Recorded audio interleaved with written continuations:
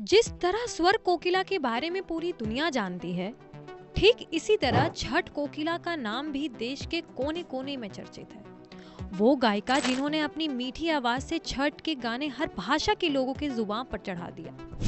जी हाँ, हम बात कर रहे हैं शारदा सिन्हा की, जिन्होंने अपने करियर में एक से एक हिट गाने दिए। देश के सर्वोच्च सम्मान से नवाजी गईं तो ढेरों फैंस को भी लोक गायकी के लिए प्रेरित किया।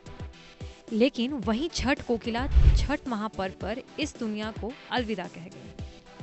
5 अक्टूबर 2024 को शारदा सिन्हा ने दिल्ली के एम्स में आखिरी सांसें ली। लेकिन अपनी मृत्यु के एक दिन पहले हर साल की भांति इस साल भी अपने यूट्यूब चैनल पर छठ का गीत डालना नहीं भूली। क्या आप जानते हैं कि शारदा सिन्हा को कैसे छठ कोकिला के नाम से जाना जाने लगा?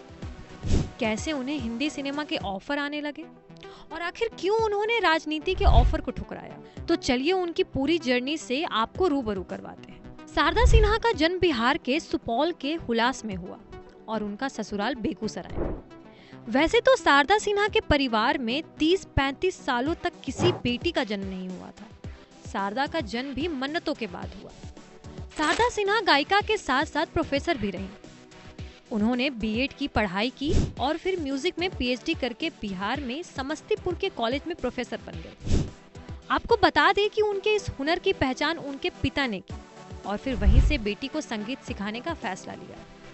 शारदा हमेशा से ही गायकी में रुचि रखती थी और इसलिए उन्होंने इसे अपने करियर के तौर पर भी चुना। गायिका के तौर पर फेमस होने के बाद भी वह अपनी नौकरी करती रही और कॉलेज से रिटायर हुई। इतना ही नहीं, शारदा सिन्हा के पेरेंट्स और फैमिली के साथ साथ उनके करियर में ससुराल वालों ने भी अहम योगदान निभाया। अपने पीहर से संगीत का सिलसिला शुरू किया और फिर ब्याह के बाद भी ये जारी रखा और उनके पति ने उनका खूब साथ और सपोर्ट दिया। मगर शुरुआत में सास बहू के गाने बजाने से नाराज हो गई थी। उनकी सास का कहना था कि घर में भजन गाने तक तो ठीक है, लेकिन ऐसे बाहर गाना बजाना ठीक नहीं। ससुराल में कभी भी कोई बहू घर से बाहर इस तरह नहीं गाया करती। मगर इस वक्त पति के साथ साथ शारदा सिन्हा के ससुर ने भी उन्हें सपोर्ट किया, क्योंकि उन्हें बहू की मीठी आवाज में भजन कीर्तन सुनना खूब पसंद था।